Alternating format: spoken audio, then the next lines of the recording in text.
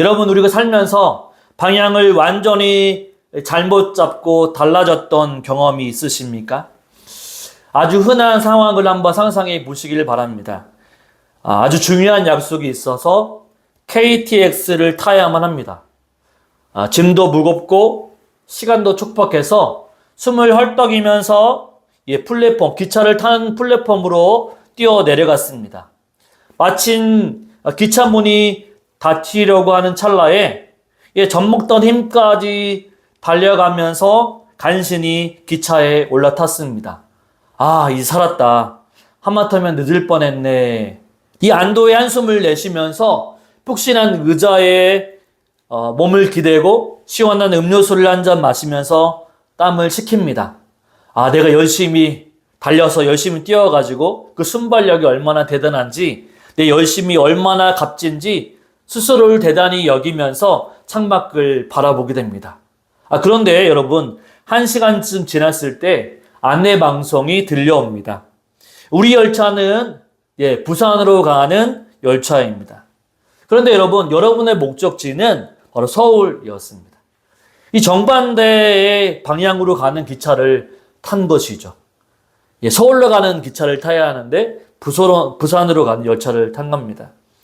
그렇다고 한다면 방향이 잘못되었을 때 이때 우리가 해야 할 일이 무엇입니까? 그것은 기차 안을 더 열심히 뛰어다니면 우리가 서울과 더 가까워질까요? 그건 아닐 것입니다. 승무원에게 더 친절하게 대하면 기차 방향을 승무원이 되돌려 줄까요? 그것도 아니죠. 더 좋은 특실로 자리를 옮기면 서울로 가야 되는데 부산에서 서울로 다시 옮길 수는 없는 거죠. 아무리 기차 안에서도 열심히 노력한다고 해도 기차를 잘못 탔다면 그 모든 노력은요, 나를 목적지에서 더 멀어지게 만들 뿐입니다. 부산으로 가는 방향을 탔기 때문에 빨리 무언가를 조치를 해야 됩니다. 유일한 해결책은 단 하나이죠. 다음 역까지 충분히 내리기를 준비하고 당장 내리는 것입니다. 헐떡이며 달려온 수고, 자리에서 누렸던 그 평안함, 그 모든 것이 틀렸음을 인정하고 지금 이 기차 안에서 내리는 거죠. 바로 그 실패를 뼈저리게 인정하고 멈춰 서는 것만이 살 길입니다. 서울로 가야 하는데 부산으로 가는 길에 탔다면 그 다음 정거장에서 반드시 내리고 서울로 올라가는 길을 타야 된다라고 하는 것이죠. 그런데 여러분, 우리의 인생도 이와 같지는 않습니까? 우리는요, 성공이라고 하는 기차, 또한 안정이라고 하는 기차, 또한 남들이 인정하는 기차를 타기 위해서 죽으라고 달려왔습니다. 좋은 대학과 안정적인 직장, 남부럽지 않는 가정, 심지어 교회에서 칭찬받는 거룩한 성도의 이미지까지 그 기차를 타기 위해서 우리는 정말로 열심히 살았습니다. 그런데 어느 날 갑자기 인생에도 브레이크가 걸립니다. 철석같이 믿었던 건강이 무너지기도 하고 절대 흔들리지 않을 것 같은 재정이 바닥을 치게 됩니다. 목숨 같았던 이 자녀와의 관계도 틀어지게 되고 배우자의 관계도 산산조각이 나는 때가 있습니다. 그때 우리는 하나님께 화를 내는 것이죠. 하나님, 내가 이 기차를 타려고 얼마나 고생했는데 하나님 왜 기차를 멈춰 세우십니까? 왜 내 인생을 실패하게 만드십니까? 라고 우린 하나님께 되묻게 되죠. 이 강단에 선 저도 똑같습니다. 이 겉으로는요, 십자가의 고난을 말하고 있지만 속으로는 내 목회가 남들보다 더 성공해야 하는데 성도들이 나를 훌륭한 목사로 인정해줘야 하는데 라고 하는 이 잘못된 기차 안에서 더 좋은 특실을 차지하려고 하는 아주 연약하고 위선적인 죄인일 뿐이라는 사실이죠. 실패를 극도로 두려워하고 내 열심히 부정당하는 것을 견디지 못하는 이 마음, 이것이 바로 오늘 이 엠마오로 가는 두 제자의 마음이었습니다. 이 본문 17절을 보면요. 예수님이 곁에 다가와서 부활하신 다음에 이 제자들을 향해서 나아갈 때 예수님이 곁에 다가와서 말을 건네셨을 때 제자들은요. 길을 가다가 멈춰서서 슬픈 빛을 띄었다라고 성경은 기록하고 있습니다. 슬픈 빛을 띄었다. 이 슬픈 빛을 세 가지로 말해볼 수 있는데 첫째 이 슬픈 빛은요. 아련한 눈물이 아닙니다. 누군가를 사랑해서 흘리는 눈물이 아닌 거죠. 금방 잃어도 천둥 번개가 칠 것처럼 하늘을 가득 채운 시커먼 먹구름 같은 얼굴이 바로 슬픈 빛이었습니다. 또한 이 슬픈 빛은요, 내 뜻대로 되지 않아서 분노하고 허탈해하는 표정입니다. 이런 거죠. 내가 이 기차를 타려고 얼마나 고생했는데 목적지가 다르다니 라고 하는 그 억울함, 또한 분노, 허탈해하는 표정이 바로 슬픈 빛이었습니다. 또한 슬픈 빛은요, 모든 소망이 끊어진 이 패배자의 굳어버린 얼굴입니다. 네, 이제 끝났구나. 더 이상 소망이 없구나 라고 하는 바로 그 얼굴이 슬픈 빛이죠.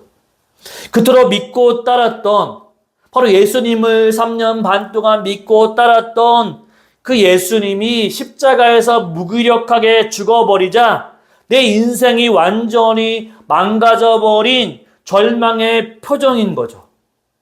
예, 제자들 한번 생각해 보십시오.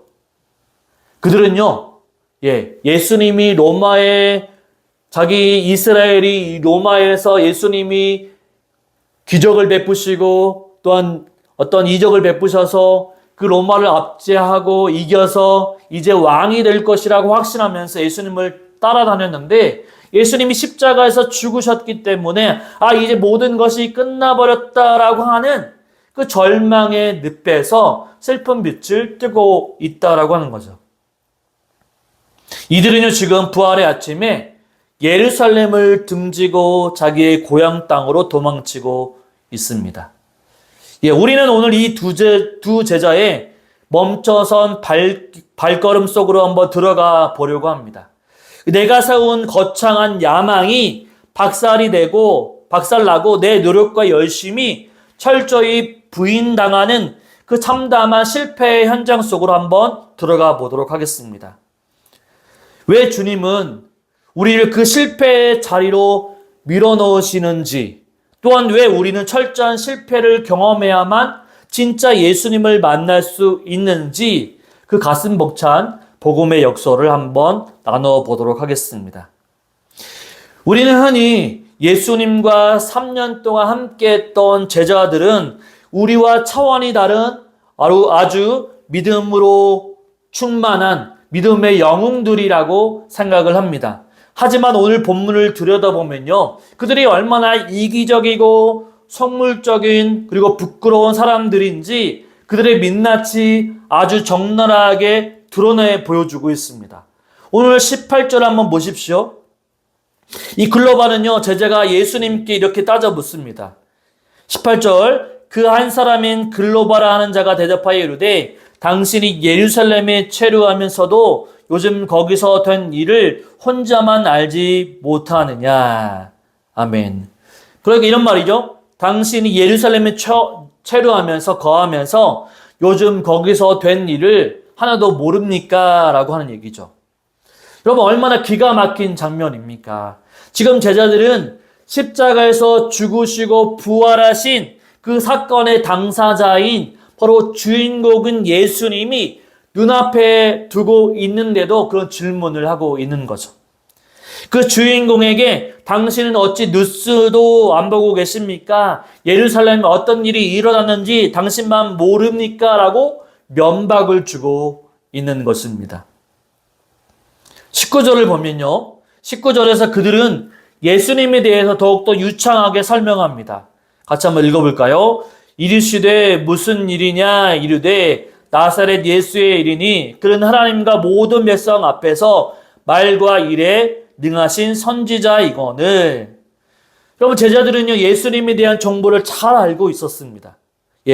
예수님이 기적을 행하신 일, 십자가에서 못 박히신 일, 심지어는요, 여자들이 빈 무덤을 보았다라고 하는 최신 소식까지 꿰뚫고 있었습니다. 그 소식까지 듣고 이제 자기 고향 땅으로 가고 있는 거죠.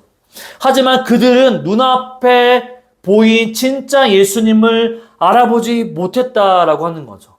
그 이유가 뭘까요? 세 가지를 보면요, 그들은요, 예수님을 머리로만 알았지 가슴으로는 한 번도 예수님을 만나본 적이 없다라고 하는 거죠. 또한 성경 지식과 정보로는 박사 취급을 했지만, 박사급으로 가득했지만 그 지식이 내 삶의 고난 속에서 어떻게 역사하는지 까맣게 모르는 영적인 소경이었다라고 하는 것입니다.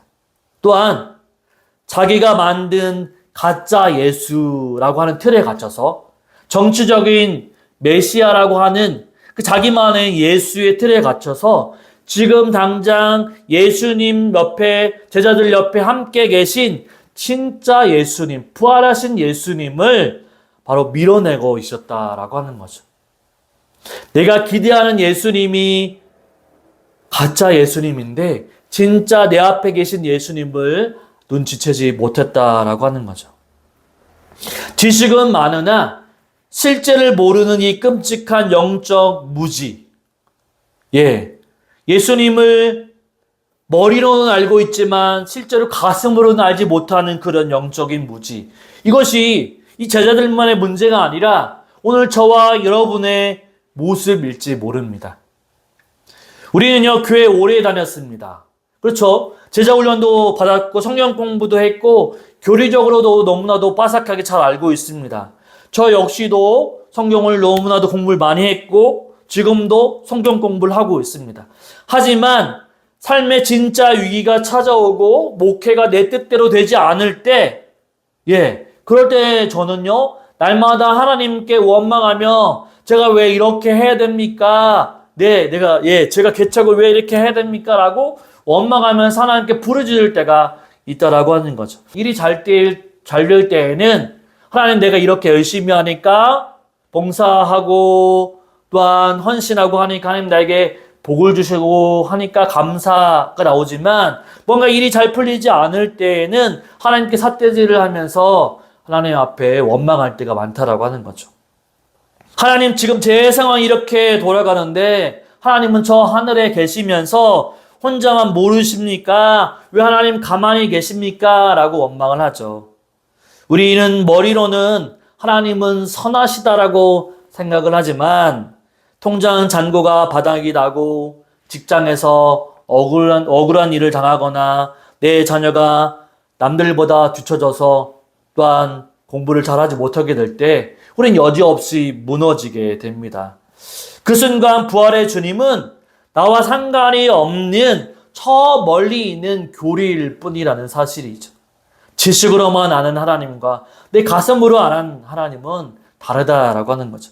그렇다면 제자들은 도대체 왜 눈이 멀어버린 것일까요?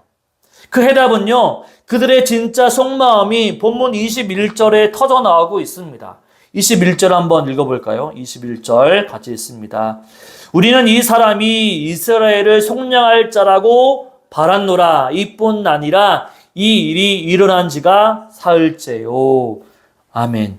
여기서 바랐노라라고 하는 헬라어 원어로 보면 단순하게 바랬다, 소원했다라고 하는 뜻이 아닙니다. 나의 모든 인생을 걸고 나의 모든 자본과 시간을 투자해서 뼈저리게 열망했다, 그리고 또 열망했다라고 하는 거죠. 간절히 원했다라고 하는 것입니다. 그런데 그 앞부분에 보십시오. 이스라엘을 속량할 자, 이스라엘을 구원낼 구원자라고 그들을 끊임없이 열망했다라고 하는 거죠. 그들이 그토록 열망했던 것은 무엇입니까? 조금 전에도 얘기했던 것처럼 예수님이 로마의 제국을 엎어버리고 왕이 되시는 거죠. 예수님이 이스라엘의 정치적, 경제적으로 독립을 시켜서 그것을 가져다 두면 자신들도 그 자리에서 한 자리 차지하고 성공하는 것. 예수님이 왕이 되면 장관 자리, 국무총리 자리, 이런 사장 자리는 나한테 오겠지라고 생각하는 것입니다. 바로 그들은 예수님을 사랑하는 것이 아닙니다. 그들은요, 예수님을 통해 이루어질 자신들의 거룩한 야망을 사랑했던 거죠. 그것을 간절히 바랬다라고 하는 것입니다. 그런데 그토록 믿었던 예수님이 십자가에서 비참하게 죽었습니다. 제자들에게 십자가는요, 인류를 구원하는 거대한 하나님의 은혜가 아니었습니다. 그것은요, 그저 내 주식이 휴지 조각이 된 사건이었고, 내 투자금을 전부 날아가 버리는 철저한 실패였을 뿐입니다. 내가 원하는 것을 주지 않는 예수, 바로 내 성공에 아무 도움도 되지 않는 예수. 그래서 그들은요, 미련 없이 예수님을 버리고 엠마오로 향하는 실패자의 발걸음을 옮기고 있었던 거죠. 여러분, 이 엠마오로 가는 제자들의 모습이 오늘 우리의 모습과도 마찬가지로 한치도 다르지 않음을 인정해야 합니다. 우리도 마찬가지입니다. 우리도 예수님이 내 기도를 들어주지 않을 때 우리는요, 이제 예수 안 믿어, 다른 길로 가야지 라고 하는 똑같은 마음으로 우리 살고 있다라고 하는 거죠. 우리는 왜 기도할까요? 우리는 왜 그토록 열심히 신앙생활 하려고 발버둥 치는 것일까요? 정직하게 우리 내면을 들여다보십시오. 우리는 예수님이 나의 죄를 씻겨 주신다라고 하는, 바로 예수님을 통해서 나는 구원받았다라고 하는 그 사실 자체로 만족하지 않습니다. 그러나 예수님이라고 하는 능력 있는 분을 잘 구슬려서 어떻게 해요? 내 사업을 번창하게 만들고, 예수님께 잘 보여서 내 자식을 명문대에 보내고, 남들 앞에서 내 자존심을 앞세워서 나만의 성공 열차를 써먹으려고 예수님을 이용하려고 한다는 거죠. 그런데 하나님이 우리 인생 가운데 그대로 내버려 두지 아니하시고 고난을 허락하십니다. 내가 원하는 방식대로 응답해 주지 않습니다. 착하게 살고 봉사도 열심히 했는데 어떤 날에는요, 억울한 병에 걸리고 믿었던 사람들에게 배신을 당하고 뼈 빠지게 일해도 빛은 줄지 않습니다. 내 야망이 바로 십자가가 무너져 내리는 것이죠. 그때 우리는 엠마오의 제자들처럼 분노의 먹구름이 얼굴에 잔뜩 띄우고 교회를 떠나려고 합니다. 열심히 믿어봤는데 나에게 이득이 없어. 열심히 믿어봤는데 더 힘나는 고난뿐이야 라고 교회를 멈춥니다. 내가 이렇게 주님을 바라고 열망했는데, 내가 이렇게 헌신했는데 어떻게 나한테 이러실 수 있을까 라고 하죠. 우리는 부활하신 예수님을 앞에 두고도 절망을 합니다. 내가 죽여버린 그 가짜 예수, 나의 성공을 위한 알라딘 요술램프 같은 예수가 죽은 것을 보고 슬퍼하느라 지금 내 고통의 한복판에 찾아와서 나와 함께 걷고 계시는 진짜 예수님을 보지 못하고 있기 때문이죠. 우리의 지독한 자기애와 성공을 향한 교만, 이것이 우리의 눈을 가리우는 가장 무서운 영적인 먹구름입니다. 그렇다고 한다면 이렇게 뼛속까지 이기적이고 위선적이며 오직 내 성공만을 위해서 예수님을 이용하려고 하는 우리가 도대체 어떻게 해야 할까요? 보통의 설교라면 이런 식으로 결론을 내리게 됩니다. 성도 여러분, 이제 바로 우리의 기복신앙을 회개해야 합니다. 우리가 잘 되려는 것을 내려놓아야 합니다 라고 얘기합니다. 엠마오로 내려가던 발걸음을 돌이켜서 다시 열심을 내어 예루살렘으로 올라갑시다. 우리가 더 열심히 예수님을 사랑합시다. 성경을 더 깊이 읽고 기도를 더 뜨겁게 해서 영적인 눈을 뜹시다 라고 말하고 싶지만 하지만 저는 오늘 더 열심히 노력하면 됩니다 라고 하는 뻔한 도덕주의적인 권면을 단호히 거부하도록 하겠습니다. 왜냐하면 그것은요, 또 하나의 우리의 영적인 무거운 종교적인 짐을 저와 여러분의 어깨에 짊어주어 주는 것이기 때문입니다. 우리는 스스로 방향을 돌이킬 수 있는 능력이 전혀 없습니다. 우리는요, 내 힘으로 영적인 눈을 뜰 수 있는 사람이 절대 아닙니다. 제가 아무리 목에 핏대를 세우면서 세상의 성공을 내려놓으십시오라고 외쳐도 이 예배당의 문을 나서는 순간부터 저부터 당장 내일의 생계가 걱정이 되고 남들의 시선이 두려워지는 것이 우리의 끔찍한 한계입니다. 우리는요, 엠마오로 내려가는 절망의 기차에서 스스로 뛰어내릴 수 없는 용기도 결단력도 없는 철저한 무능력자들이기 때문입니다. 우리의 힘으로는 아무것도 할 수 없습니다. 그래서 오늘 본문 16절을 보면요, 소름 돋는 구절이 있습니다. 16절을 볼까요? 같이 있습니다.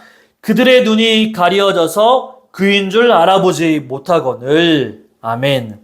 성경은요, 제자들이 시력이 나빠져서 혹은 주의력이 부족해서 예수님을 못 알아봤다라고 말하지 않습니다. 눈이 가려졌다라고, 무언가에 가려졌다라고 수동태로 기록되어 있습니다. 누군가 그들의 눈을 가리고 있다라고 하는 뜻이죠. 그건 뭘까요? 우리의 지독한 자기의 중심성, 나만 알고 있다라고 하는 거죠. 나만 잘 되면 된다라고 하는 것. 또한 내 뜻대로 하나님을 조정하고 싶어하는 그 타락한 본성, 내가 내 주인이 되고 싶은 그 타락한 본성이 있다라고 하는 겁니다. 그것이 우리의 눈을 겹겹이 가리고 있습니다. 그래서 아무리 우리가 성경을 백독 읽고 40일 금식 기도를 해도 인간의 열심과 노력으로는 이 눈에 쓰인 비닐을 스스로 벗겨낼 수가 없습니다. 그렇기 때문에 여러분, 우리는 절망해야 합니다. 여러분, 철저하게 절망하셔야만 합니다. 내 안에는 소망이 없습니다. 내 결심, 내 의지, 내 종교적인 열심으로는 절대로 나를 구원할 수가 없는 거죠. 그런데 여러분, 기독교의 복음은 우리의 완벽한 절망 한가운데에서 비로소 찬란하게 폭발하게 됩니다. 기독교는요, 네가 이만큼 열심히 하면 내가 이만큼 보상해 줄게 라고 하는 세상의 거래 법칙을 완전히 박살내게 됩니다. 원인이 있으면 이만큼 열심히 하면 이만큼 내가 보상해 줄게 라고 하는 것이 성령이 말하는 원칙이 아닙니다. 오늘 본문이 보여주는 가장 충격적이고 위대한 복음의 역설이 무엇인지 아십니까? 바로 부활하신 예수님이 승리자들만 모인 바로 화려한 예루살렘의 성전으로 걸어가신 것이 아니라 바로 예수님이 야망이 꺾인 모든 것을 포기한 채 터덜터덜 도망치는 그 제자들의 패배자들의 삶, 이 패배자들과 같이 내리막길로 천천히 함께 가고 있었다는 사실입니다. 그들이 회개하고 돌아오기를 기다리는 것이 아니라 우울과 분노와 절망에 빠져서 고향으로 숨어 들어가는 그 지저분하고 초라한 발걸음에 주님이 당신의 보폭을 맞춰서 걸어가고 계신다라는 사실입니다. 성공한 사람을 향해서 걸어가신 것이 아니라 절망하고 낙담하고 포기하고 소망이 없는 자들과 같이 그 앞에서 함께 걸어가고 계시다라는 사실이죠. 여러분, 이것이 복음입니다. 바로 여러분의 계획이 철저하게 실패해서 완전히 항복했을 때 비로소 나를 향한 하나님의 완벽한 계획이 시작이 되는 거죠. 내 힘이 완전히 바닥나서 손가락 하나 까딱할 수 없는 그 무능함의 자리가 비로소 하나님의 은혜가 100% 흘러 넘칠 수 있는 은혜의 자리가 된다라고 말할 수 있는 것입니다. 여러분, 내가 탔던 나의 성공이라고 하는 기차가 완전히 박살이 나고 멈춰 섰을 때 비로소 나를 살리러 오신 예수 그리스도라고 하는 구원의 기차를 탈 수 있게 되는 거죠. 내가 성공만 하면, 내가 성공하고 내 인생의 성공만 바라고 내가 좋은 길로만 선택하면 내가 구원 열차를 탈 수 없습니다. 나는 죄인인 것을 깨닫고 내 힘으로는 절대로 안 된다는 것을 깨달았을 때 진짜 예수님을 만나게 되고 구원 열차를 타게 되는 거죠. 제자들이 엠마오로 내려가면서 절망했던 이유가 무엇입니까? 바로 자기들이 설정한 성공하는 가짜 예수가 십자가에서 죽었기 때문입니다. 그들이 절망했던, 그들이 열망했던 바로 가짜 예수가 죽었기 때문이죠. 그런데 여러분, 그 가짜 예수가 십자가에서 죽어 주었기 때문에 그들은 비로소 나의 죄를 대속하시고 나를 영원한 생명으로 인도하시는 진짜 예수님을 만날 수 있게 된 거죠. 만약 제자들의 소원대로 예수님이 로마 황제를 무찌르고 이스라엘의 왕이 되셨다라고 한번 생각해 보십시오. 어떻게 되었을까요? 제자들은요, 장관 자리를 하나씩 꿰차고 세상에서 떵떵거리며 살았겠지만 그들의 영혼은 교만과 죄악 속에서 영원한 지옥으로 떨어졌을 것입니다. 예수님이 필요하지 않기 때문이죠. 내 뜻이 이루어지는 것은 축복이 아니라 저주였던 것입니다. 내 야망이 꺾이고 내 기대가 박살나는 그 실패야말로 하나님이 우리에게 주시는 가장 기가 막힌 은혜의 통로라는 사실이죠. 우리는요, 우리의 인생을 성공작으로 만들어낼 능력이 없습니다.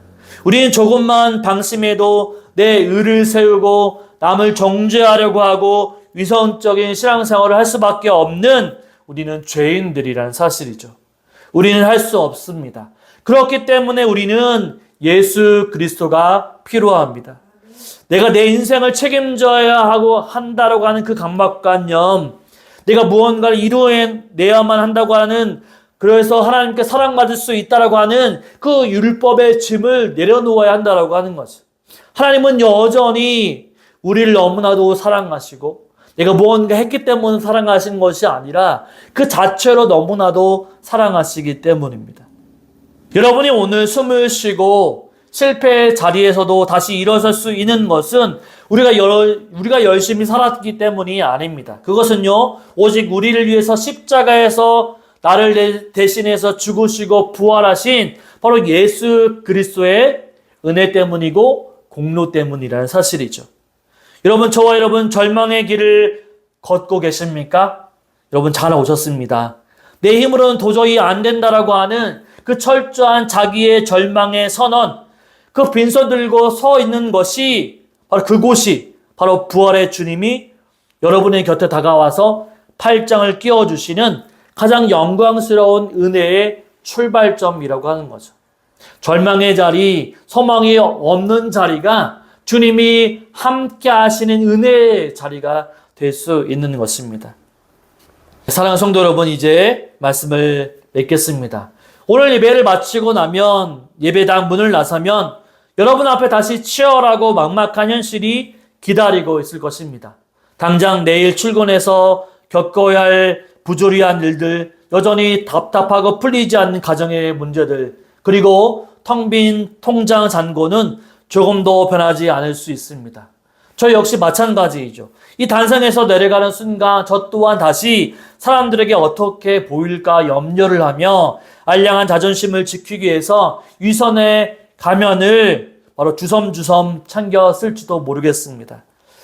우리는 여전히 넘어질 것이고 우리는 여전히 또한 엠마오로 도망치고 싶은 충동을 느끼게 될 것입니다. 하지만 이제는 그 실패를, 그 넘어짐을 우리는 두려워하지 마십시오. 우리가 또다시 실패의 내리막길을 걷게 된다면 그것은 우리가 저주를 받아서가 아닙니다. 그것은 하나님께서 내 안에서 펄펄 끓고 있는 교만과 야망이라고 하는 도끼를 빼내시고 바로 거룩하고 은혜로운 수술의 과정일 뿐이라는 사실입니다. 내 마음대로 인생이 풀리지 않아서 억울하십니까? 내가 세운 계획이 산상조각 나서 캄캄한 절망 속에 서 계십니까? 여러분 축하드립니다. 여러분은 지금 비로소 내 힘을 빼고 십자가의 은혜만을 붙잡을 수 있는 가장 복된 자리에 서 계신 것입니다.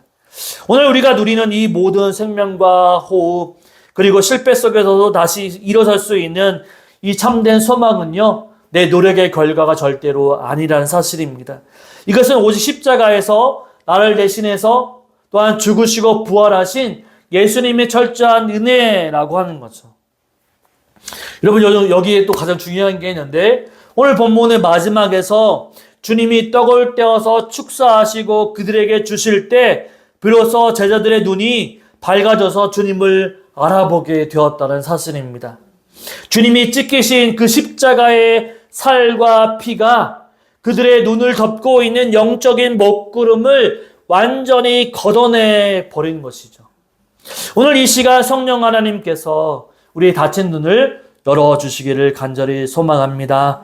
내 성공을 지켜주는 우상으로서의 예수는 이제 십자가에서 못 박아 버리십시오. 그리고 지금 내 곁에서 나의 가장 수치스럽고 고통스러운 실패의 발걸음에 보폭을 맞추면서 걸어오시는 진짜 부활의 주님을 만나실 수 있는 저와 여러분이 되시기를 주님의 이름으로 축원을 드립니다. 아멘.